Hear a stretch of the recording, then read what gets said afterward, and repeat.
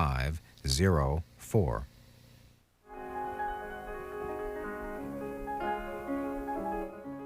Next, we take you to the National Press Club in downtown Washington, D.C., where this past Tuesday the club sponsored a luncheon and the guest speaker was author Michael Crichton. Mr. Crichton has authored 8 books, including the bestsellers Jurassic Park and Rising Sun. His 9th novel is due out in the fall. At this press club event, he offered his assessment on the quality of the American news media in this era of what he terms junk food journalism. Here now is Tuesday's National Press Club luncheon.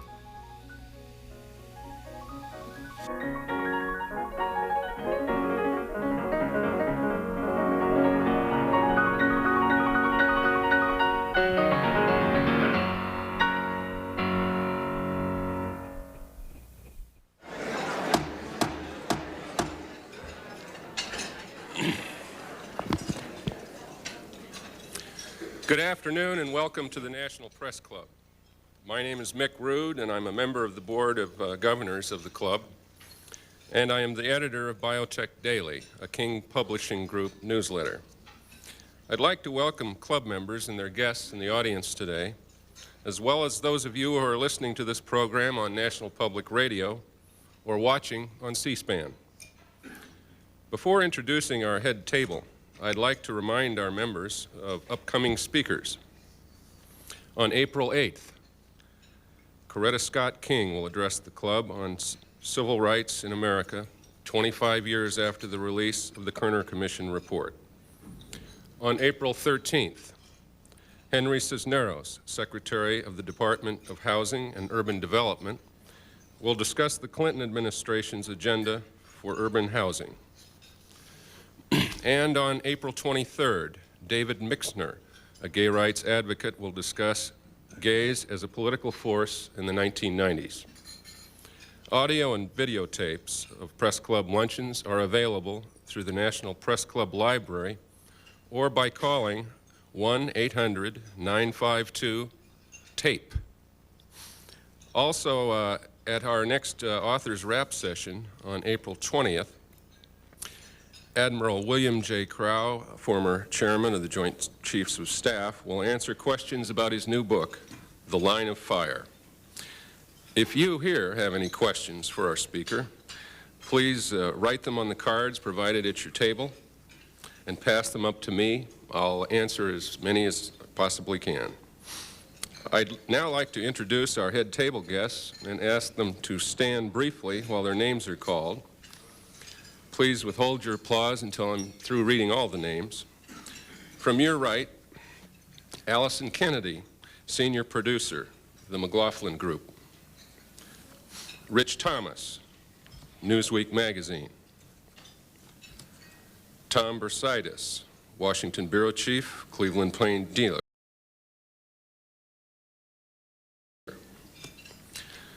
Makio Harona, Washington bureau chief, Kyoto News Service. Marianne Means, columnist, Hearst Newspapers and News Service. Skipping over our speaker, Christy Wise, Real Estate Finance Today and vice chairman of the National Press Club Speakers Committee. Eleanor Clift, Newsweek magazine and member of the Speakers Committee who arranged for this luncheon. Clarence Page, columnist and a member of the editorial board of the Chicago Tribune. Junko Tanaka, NHK Japan Broadcasting Corporation. Pat Choate, author and columnist. Satoru Sakaguchi, Asahi Shimbun.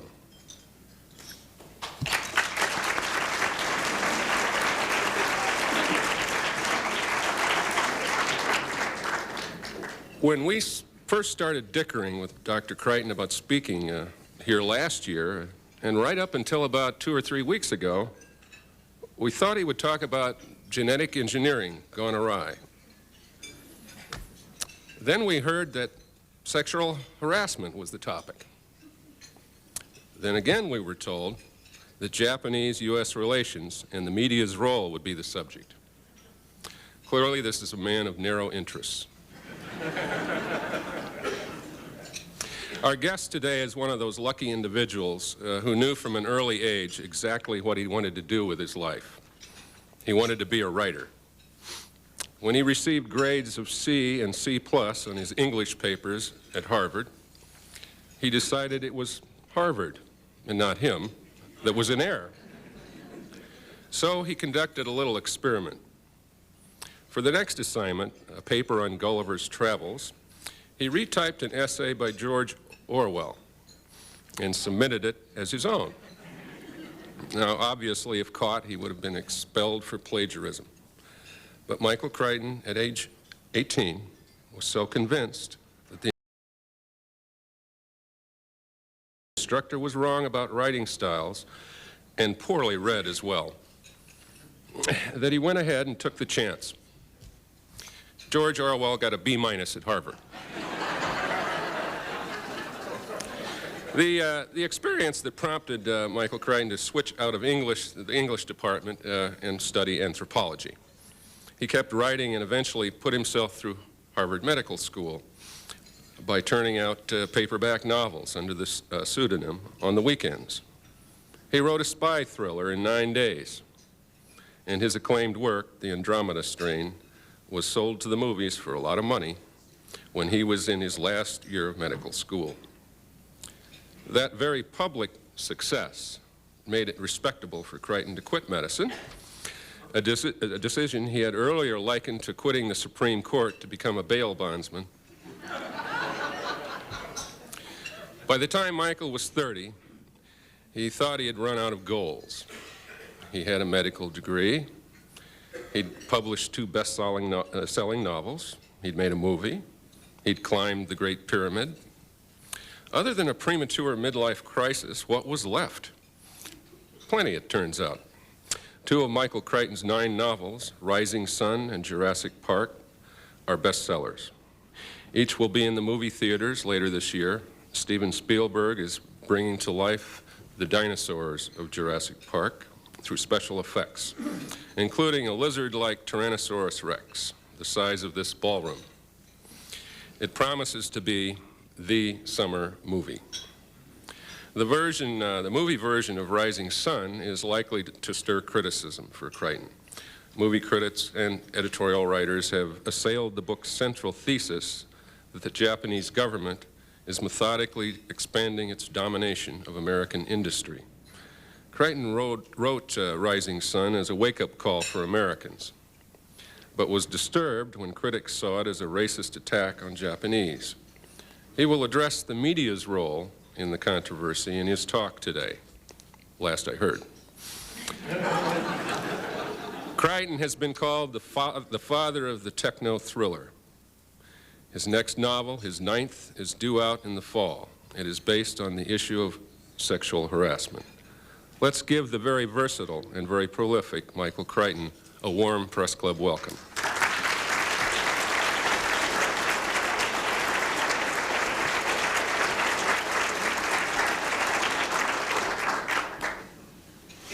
Thank you, Mick. It's interesting to hear these things that you said in the past quoted to you that you don't have any recollection about at all anymore. It's nice that they're funny. I'm here before you today as the author of a novel about dinosaurs, a novel about U.S.-Japan trade relations, and a forthcoming novel about sexual harassment. This is what some people have called my dinosaur trilogy. But I wanted to talk today about another dinosaur, one that I have the strong feeling is on the road to extinction. I'm referring to the American media, and I mean extinction literally. In my own mind, it's likely that what we now think of as the mass media will be gone within 10 years, vanished without a trace. There's been evidence of this impending extinction for some time. We all know the statistics about the decline in newspaper readership and network television viewership. The polls, which increasingly show negative attitudes in the public toward the press and the media, and with good reason. A generation ago, Patty Chayefsky's network looked like outrageous farce. Today, when Geraldo Rivera bares his buttocks, when the New York Times misquotes Barbie the doll, and NBC fakes news footage of Chevy trucks, network looks like a documentary. According to recent polls, large segments of the American population think the media is attentive to trivia and indifferent to what really matters. They also believe that the media does not report the country's problems, but instead is a part of them. Increasingly, people perceive no difference between the narcissistic, self-serving reporters asking the questions and the narcissistic, self-serving politicians who refuse to answer. And I'm troubled by the media's response to these criticisms. We hear the old professional line, sure, we've got problems. We could always do our job better. Or there's the time-honored, we've always been disliked because we're the bearer of bad news. It comes with the territory, I'll start to worry when the press is liked. Or after a major disaster like the NBC News fiasco, we hear, this is a time for reflection.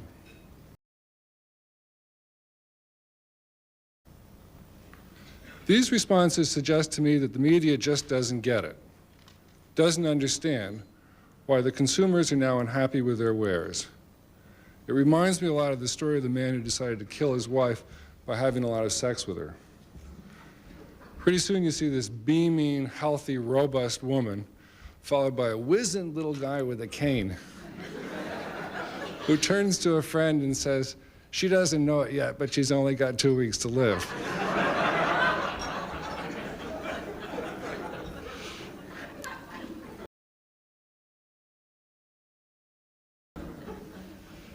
In any case, it's the perception that the media and our current concept of news is outmoded that I would like to address today. So for a moment, let's set aside the usual bromides about the press. Let's take it as given that the bearer of bad news is often executed, that all human beings have an appetite for gossip and scandal, that the media must attract an audience, and that bias is in the eye of the reader as much in the pen or the soundbite of the reporter.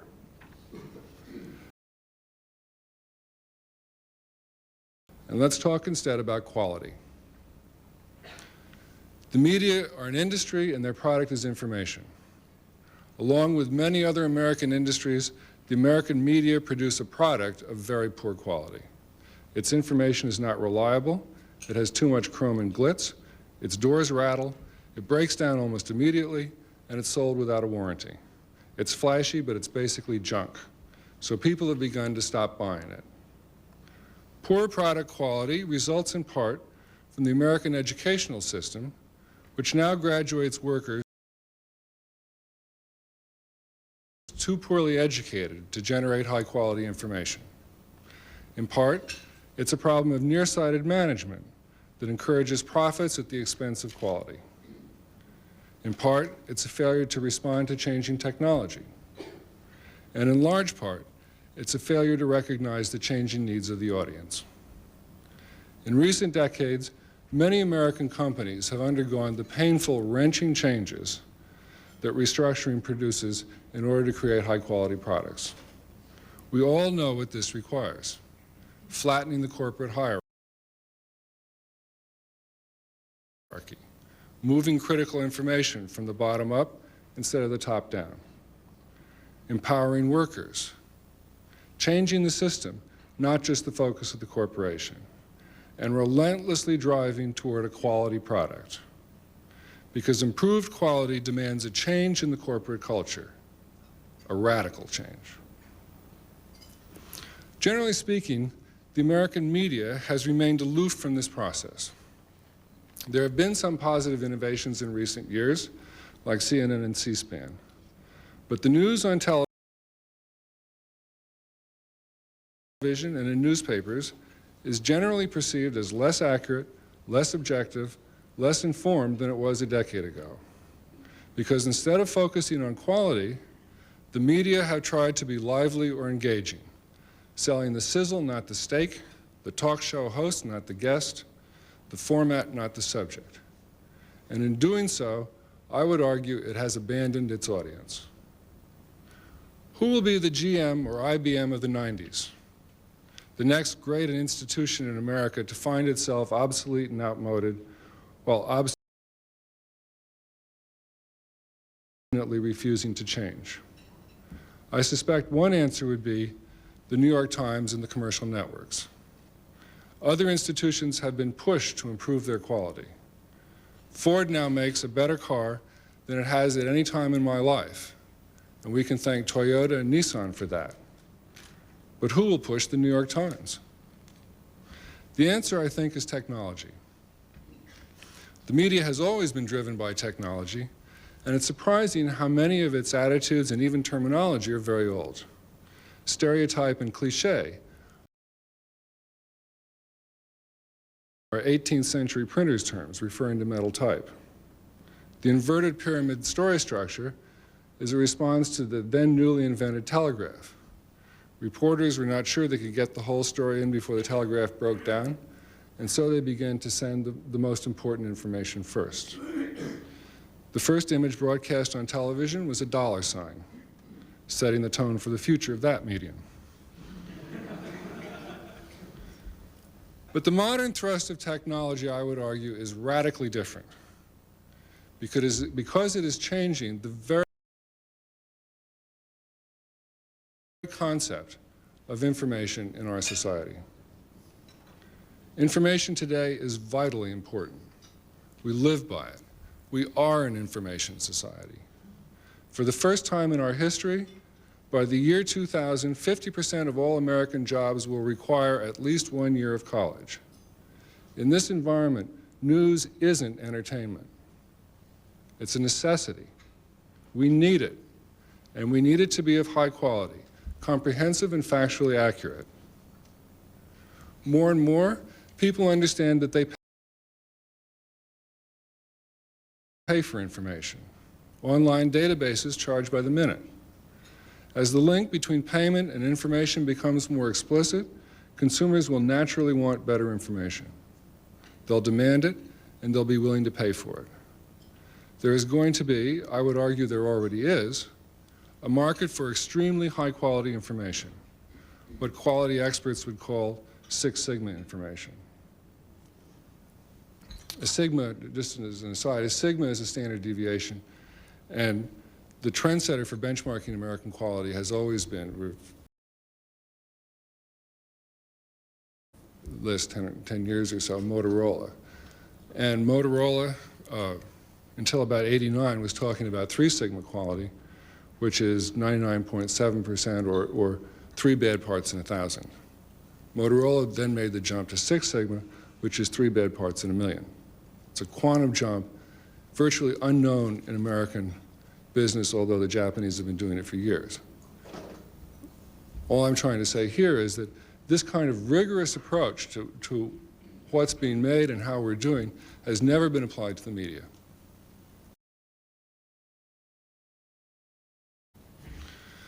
In my own case, when I add up what I spend for newspapers, magazines, books, databases, cable services, and so on, I find that I spend about as much for information, food for thought, as I do for food. I may not be typical, but I'm hardly unique.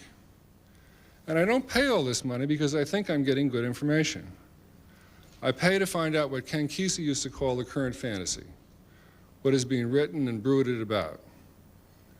But what if somebody offered a service with really high-quality information? A service where all the facts were true, where the quotes weren't piped, where the statistics were presented by someone who knew something about statistics. What would that be worth? A lot.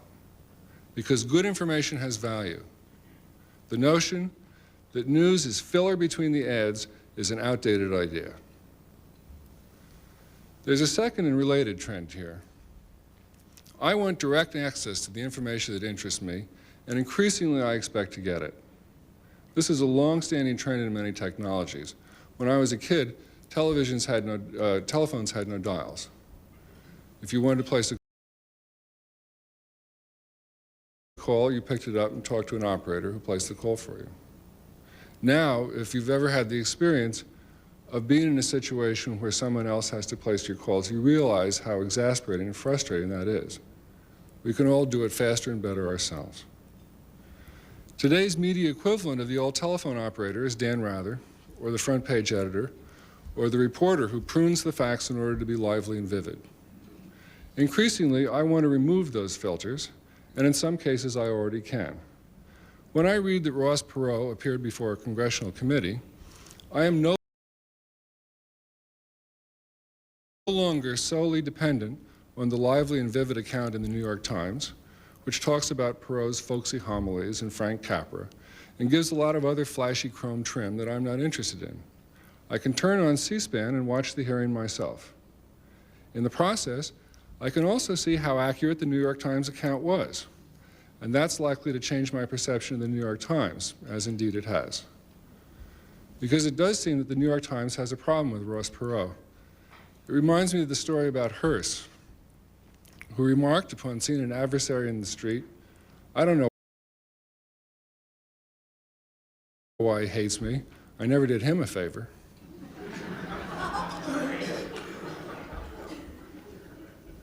But my ability to view C-SPAN brings us to the third trend, the coming end of the media's information monopoly. For 200 years, since the inception of this nation, the American Revolution was the first war fought in part through opinion in public newspapers.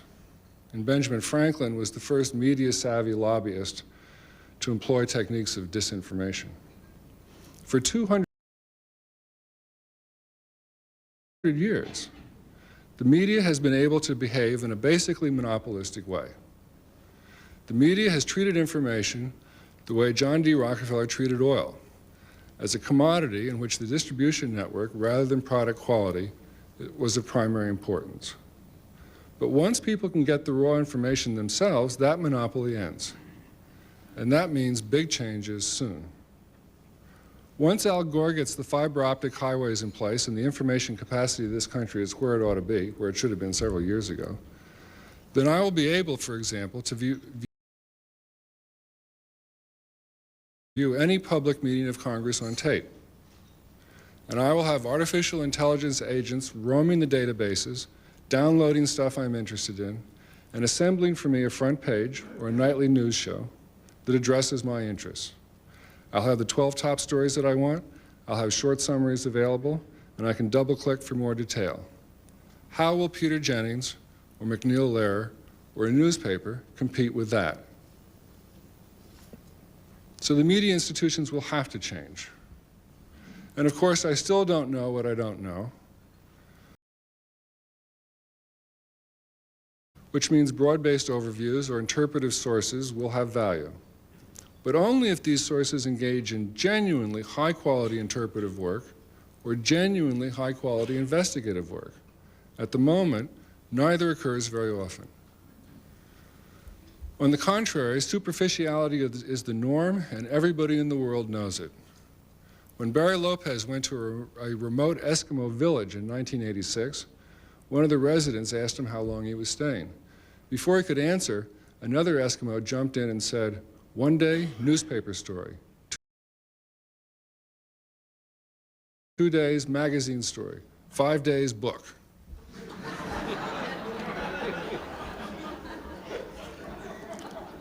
Even in the Canadian Northwest, the audience seems to be way ahead of the press.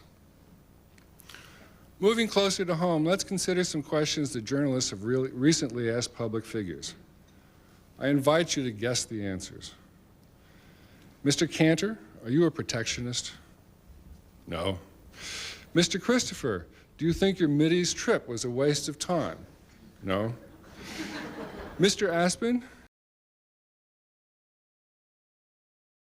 do you think we'll really see homosexuals accepted in the military? Yes. Mr. Stephanopoulos, did the White House treatment of Kimba Woods hurt the administration? No. Mr. Reich, do you think the Clinton stimulus package will do enough to create jobs? Yes. There are 2 points to be made here. The first is that the structure of the questions dictates the answer. because no one is going to say that he's a protectionist or a time waster, or that he's promoting policies that will fail. The more important point is that such questions assume a simplified either-or version of reality to which no one really subscribes. In the real world, no one is a protectionist, because in the real world, there's no such thing as a free market. Haven't you noticed how many free market advocates want tenure?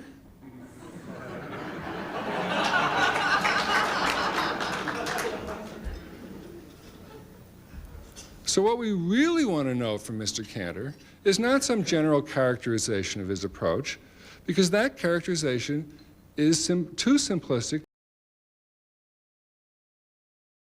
to be useful.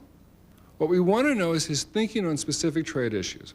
Even to say, what's your approach on Japan, is too simplistic, because it's highly unlikely that Mr. Cantor thinks the same way about semiconductors, automobile parts, rice, and flat panel displays. No simple answer will satisfy the complex questions he faces, and no one imagines it does except the press. This is one reason why so many people who regularly interact with the press come to view it as an anomaly in their lives. They go about their daily work, which is specific and complex, and then they meet with the press where interactions are general and oversimplified. Why? One answer is that it's very easy for the press to behave this way. You don't have to be knowledgeable about trade to ask Mickey Cantor if he's a protectionist. In fact, you don't have to know much to ask any question that takes the general form of, are we doing enough? Or are we going too fast or too slow?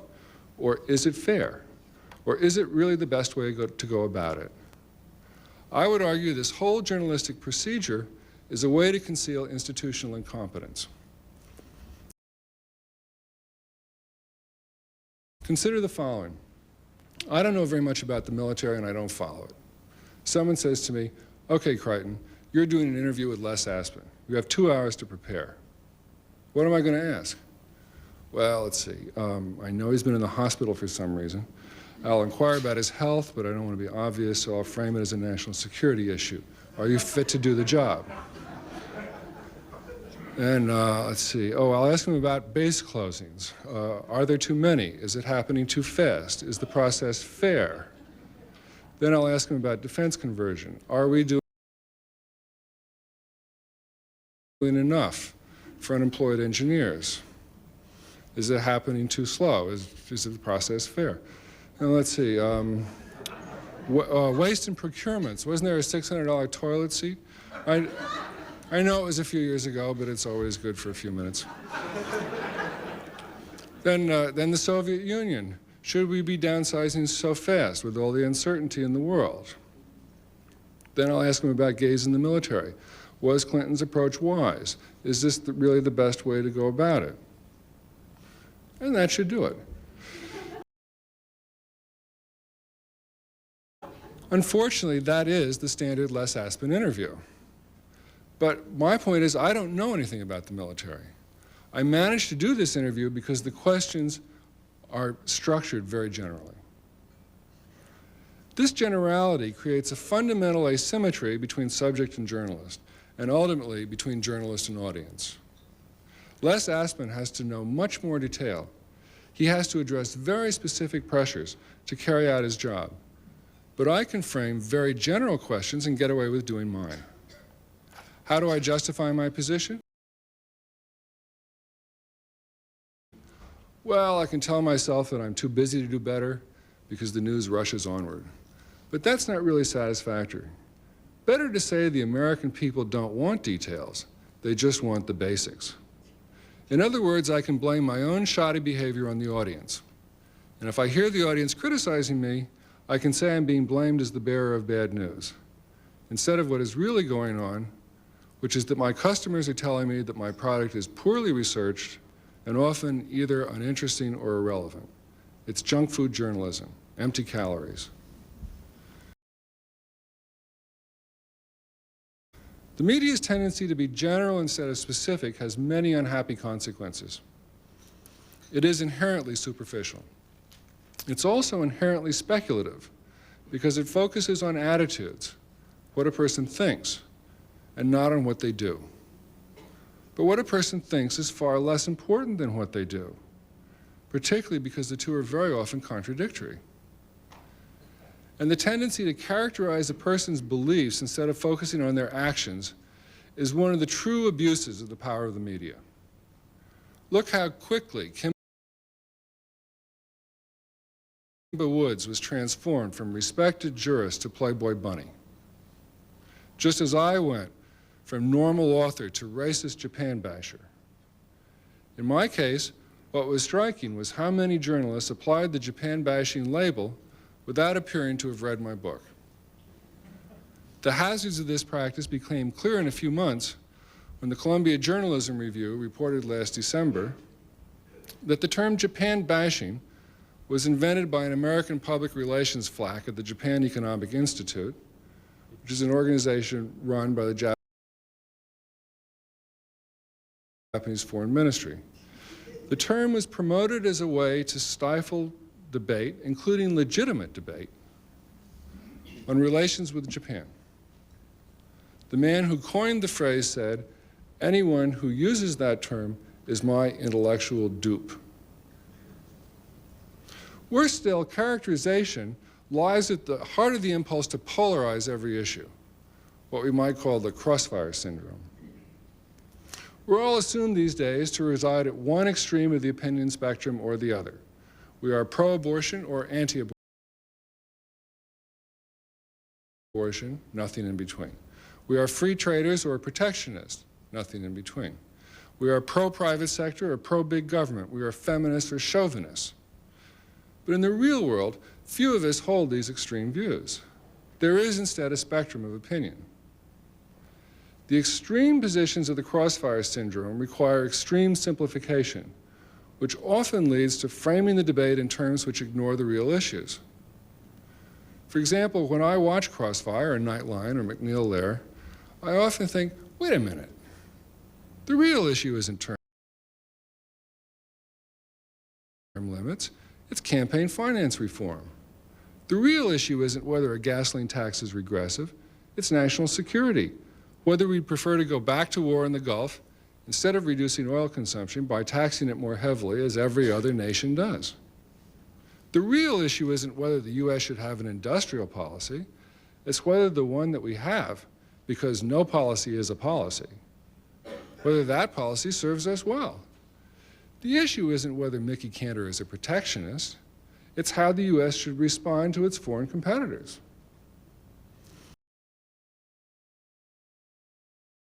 All this reminds me of the riddle that Abraham Lincoln used to ask. You probably know this. He said, how many legs does a dog have if you include the tail as a leg? And the answer is 4, because the tail is not a leg, even if you say it is.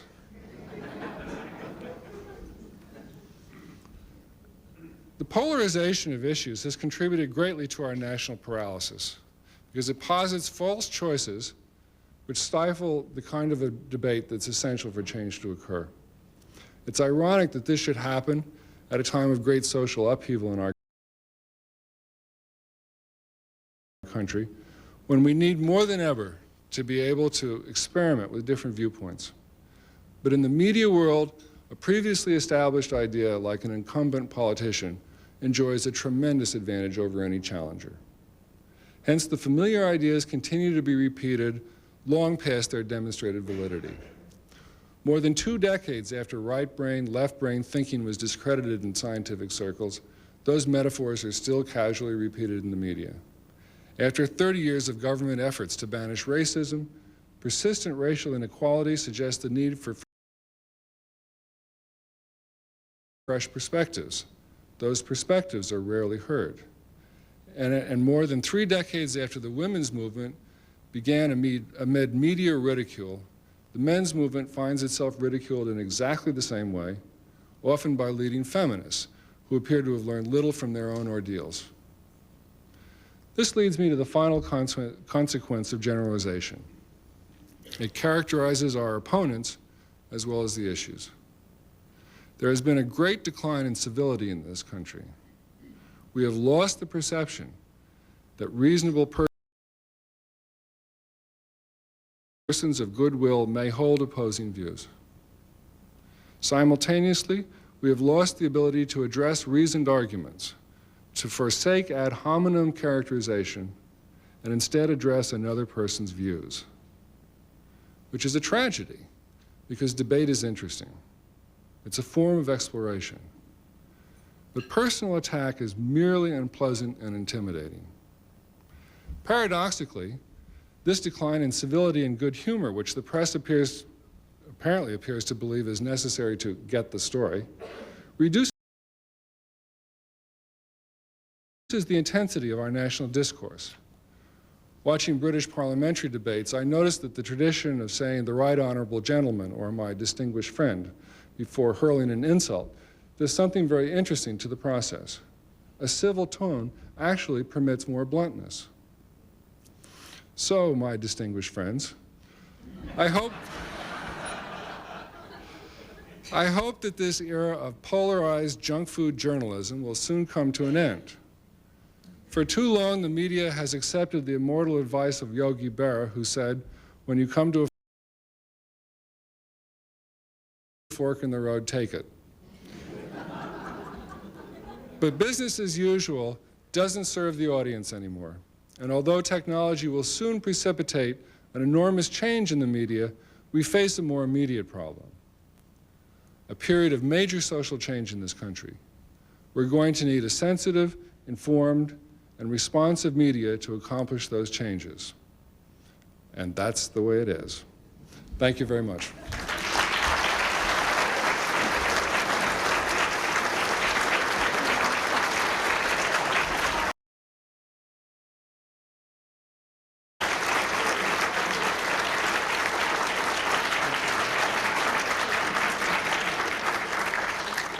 I got another one for you. This isn't over till it's over. I'm almost afraid to ask him a question. Fortunately, most of them, if not all of them, were asked by members of the audience. Mr. Crichton, will your next novel be a success? No.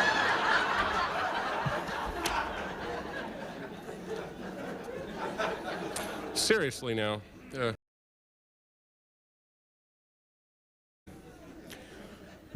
What can a reporter who largely agrees with your criticisms of the press do to change the nearsighted vision of his editors, when every suggested attempt at quality improvement falls on deaf ears?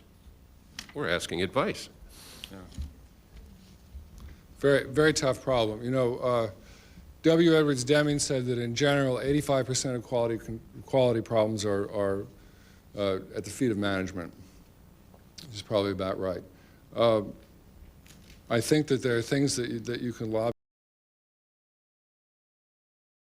for, but it's a very difficult problem. And I understand very well that people in your position are often blamed for a system that is out of your control. It's like blaming American automobile workers for lousy American cars. It's not their problem. They didn't build the line. They didn't set it all up. They didn't engineer the cars, but they're stuck.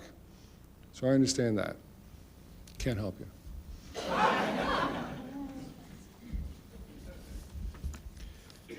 Your vision of a quality information publication is grand, but it would reach or appeal to but a very few. If you doubt me, consult most any readership survey. Okay, this reminds me of the time-honored discussion, which I certainly faced when I set out to write a novel about economic issues. The time-honored view that Americans aren't interested in economics, they don't care, they won't pay attention to it, that's why we can't put it on television, that's why we can't put it in newspapers. And along comes Ross Perot with a couple of charts and a pointer, and he you know, gets a larger audience than the World Series. Yeah, there's a certain level where I think that people believe something isn't true and they haven't tried it. You know, and that view is something for which I have very little sympathy. The other thing is what I'm trying to express to you, I think, is that there is a segment of your audience which is migrating upward very fast and which is looking for sources of better and better information. And the notion of the lowest common denominator, which very often is you know, as kind of subtext of any discussion, the lowest common denominator isn't going to cut anymore. You know, I mean, if we want to talk about the problems of having a two-tiered society, that's another discussion. We do have a two-tiered society. It is a problem. But meanwhile, the users of information that are really able to use it are pushing in another direction. And the lowest common denominator is of no interest. It sounds as if you've been burned by the press. Doesn't even sound that way. Is your personal experience with the media criticism the driving force behind your analysis of the news business?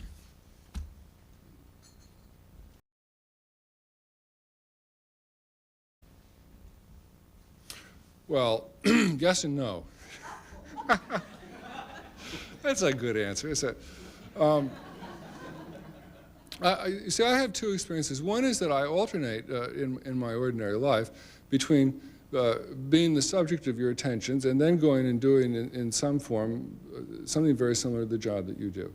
So I experience not only in this alternating way the effect of being at the receiving end of your attentions, but I also have a chance to see what's happening to the people that I'm talking to and how they are progressively treating me as a journalist, as a member of the press who's coming to ask them questions. And all of that is changing dramatically. It's very much more difficult for me to get people to talk to me than it was at some time in the past. And in fact, since I seem to be more of a celebrity, you think it'd be easier. But it's harder because there's increasingly strong attitudes about, if you're a journalist, I don't want to deal with you because I know what kind of a person you are. You're coming in with an agenda, you're going to ask me stupid questions, you're going to write up stuff that isn't true, and you're going to make me look like a fool. And I understand how people can come to feel that way. But now I'm trying to do the job, and I'm only experiencing the sort of difficulties that are there. So, could you give us some examples of some mistreatment you have suffered in the media? Oh, gosh.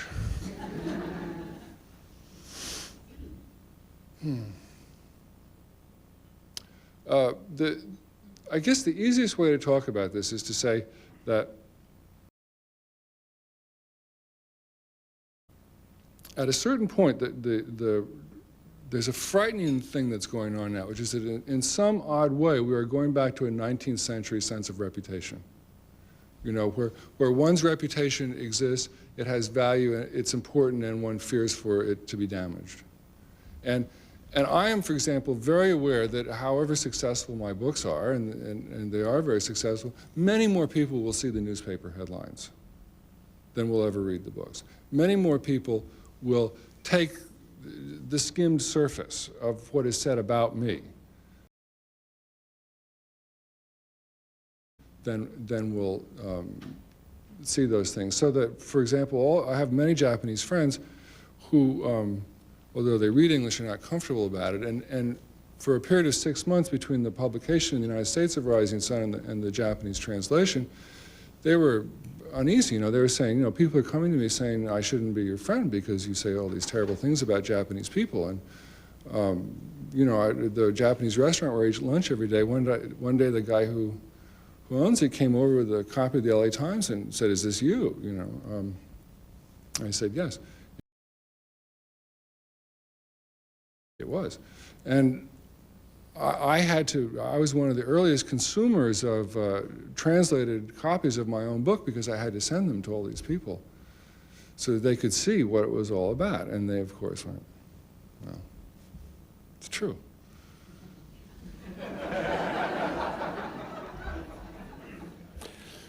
In view of increasing demands on people's time, doesn't a large segment of the public depend increasingly on analysts as filters?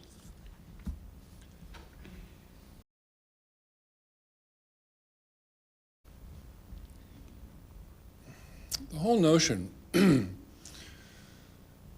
the whole notion of compression, I think, is is suspect at the point when you begin to recognize that there are subject areas for all of us, where we're very interested and we want to know a lot, areas where we want to know a certain amount, areas where we just want, in essence, headlines. And all those things vary. And the notion that I don't have the time to pay attention to what is of interest to me is a false notion. I mean, what matters to me, the things that affect my ability to work, the things that affect my income, the things that, you know, the subjects that I'm involved with, whatever that may be, I mean, all the time that it takes. You know, and what I'm trying to say back to you is that very often I have a heck of a hard time in the traditional mass medium getting the information in a good enough form. And I think I'm not the only person who feels that way.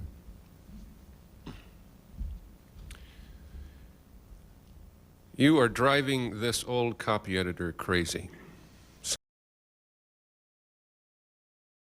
Sometimes you use a plural verb with the word media, and sometimes you use a singular verb.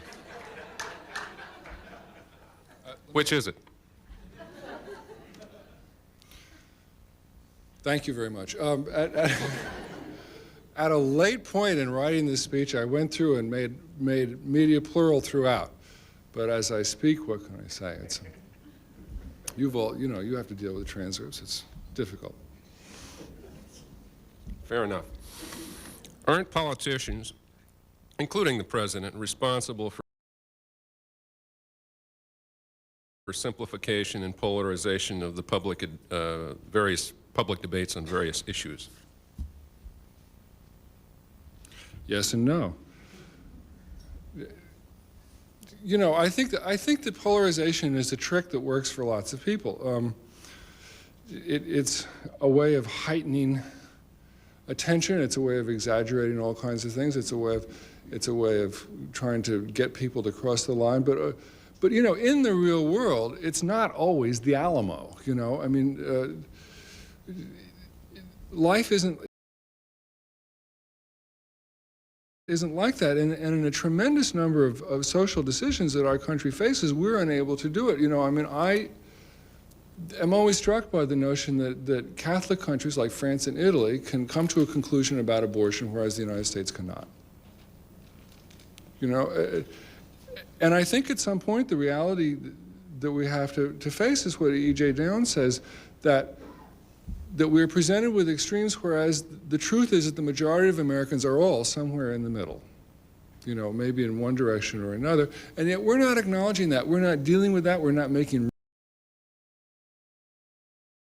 room for that, and it's very hard.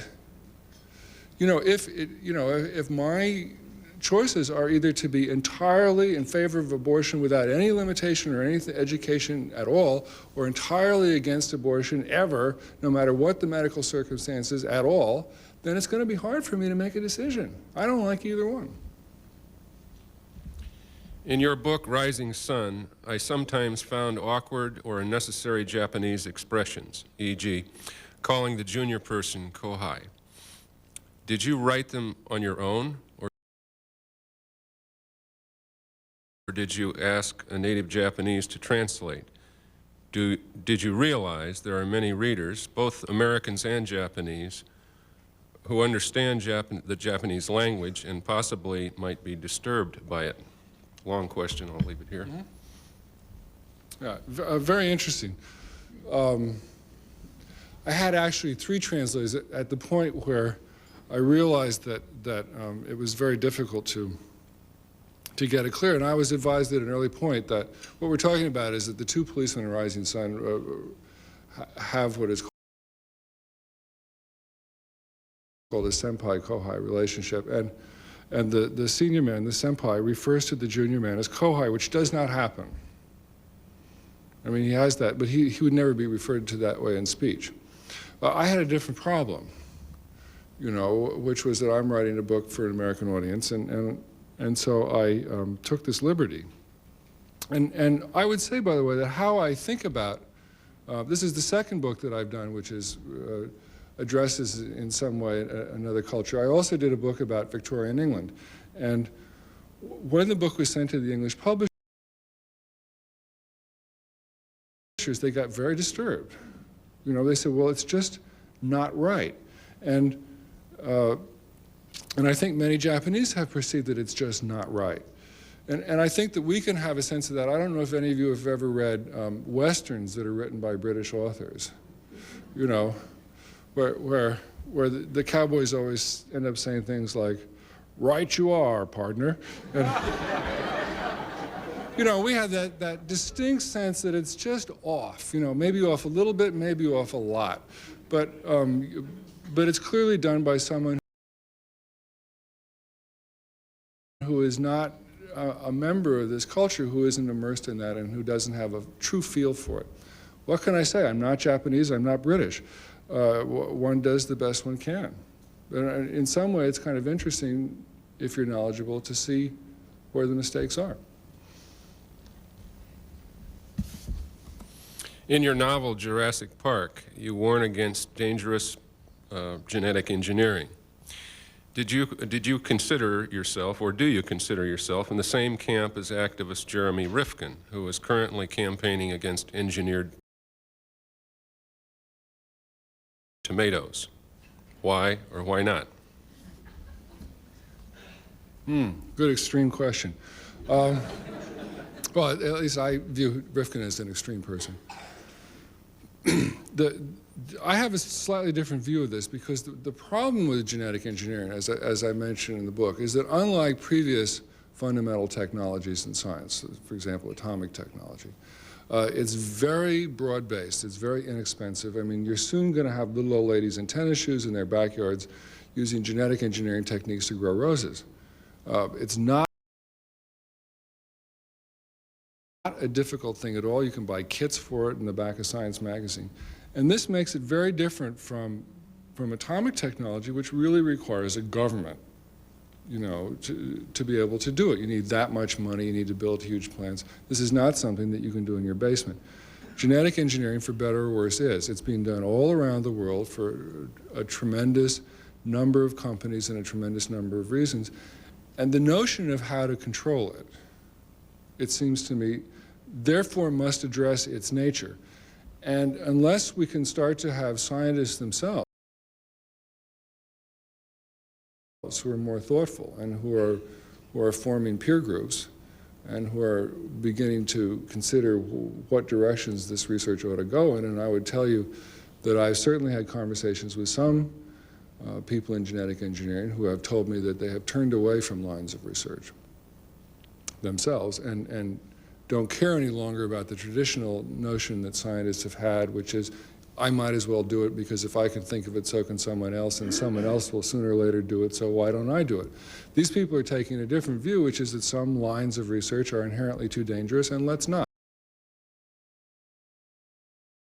And if someone else does, too bad, but I won't do it. And I think we're going to see more and more of those attitudes. I hope so. Is there a parallel between the biotech analogy or genetic engineering industry and the nuclear industry in that both are surrounded by some people who might be called extremists, and that both, perhaps, nuclear in the past, biotech today, have become a little smug, a little overconfident, and a little fascinated by the science without thinking about its ramifications?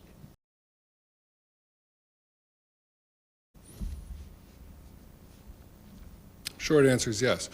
The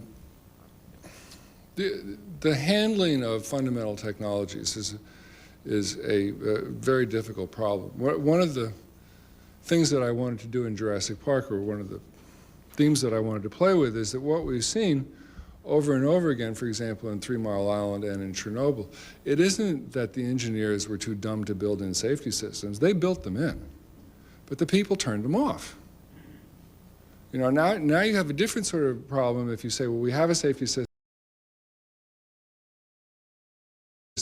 but it can't ever be turned off. That doesn't seem like a good idea. Under what circumstances ought it to be turned off? You know, I don't think there are simple answers to any of this. And what I felt in the early years of the nuclear power controversy in this country was that we weren't having a very informed discussion about the two prongs of this issue, or really there are three. One is, what are you going to do with the waste? No good answer. Second one is you know, exactly how hazardous is this technology, and what are the ways that we can control those hazards? For example, very often a German or Japanese construction firm will come in to build a nuclear plant and they will guarantee it. An American firm will not.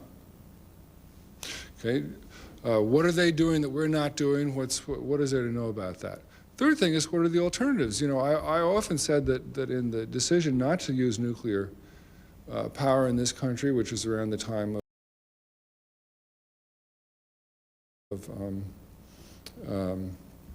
that movie Michael Douglas did, the China Syndrome, that was really demonstrating was that trees don't vote in this country, because your alternative, which is to use coal power, is going to produce a lot of acid rain, a lot of warming, a lot of other kinds of difficulties that we don't have good solutions to either.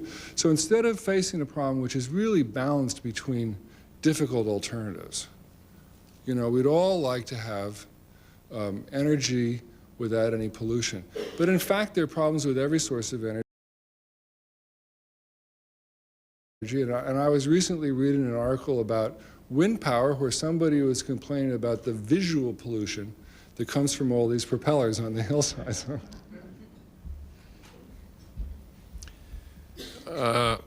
Back to Jurassic Park again. Does the Spielberg production focus closely on the biotech aspect? Will the movie spark a fear of the technology? No, the movie version of Jurassic Park is not much of a text on biotechnology. The Spielberg version focuses on the dinosaurs. And I think, I doubt very much that anyone will be afraid of biotechnology as a result of the movie. I think a lot of people may be afraid of dinosaurs.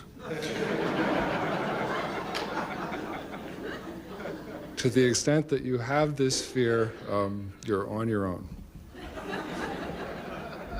Genetically engineered dinosaurs. How much research did you do in writing Jurassic Park, and how did you go about doing it? I'm very interested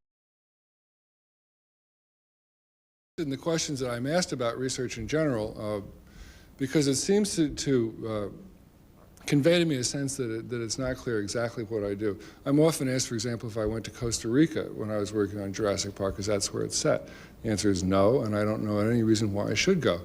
I didn't go to Tokyo when I was writing Rising Sun, a novel that's set entirely in Los Angeles. In the case of Jurassic Park, the biggest problem, in fact, was to make the dinosaurs. And if you think about it, you know, it's a very uphill problem to get groups of adults, and in a sense even worse, children, to believe in dinosaurs on a page even for a couple of hours. You know, we all know, unlike some of the other things that I've written, you know, the Andromeda strain about a satellite that comes back with a plague or something, we all have somewhere a feeling, well, that could be true. But we're all certain that there aren't any dinosaurs. So for me to try and convince you of that concept is a large problem, and I spent a lot of time doing it. The thing that I didn't know until I actually got there was, of course, there's absolutely no information about the behavior of dinosaurs at all that's really known. I mean, no one knows a thing about their appearance. No one knows a thing about their skin texture, skin color, social behavior. We have some deductions. We have some ideas, but nothing is known. So in my work, I used a tremendous number of illustrators, who I all thanked in the back of the book, and I looked at all those pictures and tried to make up the behavior. I also did, I guess I do a certain kind of acting out, because one day my secretary came in, and I think she thought I was having a seizure. I was sitting at my typewriter going, and what I was doing was trying to get, you know, raptor movements right. Could I have a brief answer on this, but a quality answer? We're running out of time. Biotechnology has been singled out by the Clinton administration as one of the country's most vital industries. Do you agree with that assessment? Yes, it is. There's absolutely no question about it. It's a tremendously powerful technology. It holds the the good part is it can change almost every aspect of our lives, from what we wear to how we live to what medicines we have to what diseases we're subject to. The bad part is it can change almost every aspect of our lives, and there are some very frightening scenarios, but I believe in it. Before I ask the last question, I'd like to give you a certificate of appreciation and a copy of the book, The North American Indians, a beautifully illustrated volume. I hope you'll agree. Last question. What was your first pseudonym? It was John Lang. My first name is John, and as a child I'd enjoyed the books of Andrew Lang, who was collected fairy tales, and I thought that I was writing fairy tales for adults, so I took John Lang. Thank you. Thank you. I enjoyed it. Provocative, unlike usual.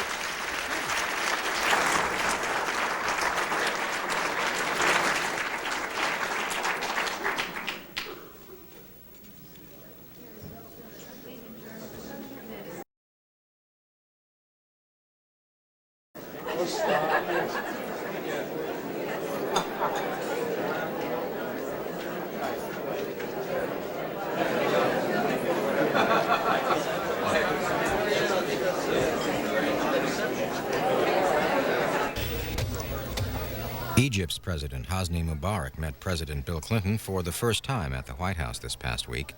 The two men held meetings focusing on the Middle East peace process and other global issues. Following their meetings, they held a joint news conference, and you can see the event tonight beginning at 10:15 p.m. Eastern Time, 7:15 p.m. Pacific Time, here on C-SPAN2. Now, to comment on this luncheon at the National Press Club, write to the National Press Club Library at the National Press Building here in Washington, D.C. The zip code is 20045. In a moment here on C-SPAN 2, we're going to update our schedule for you.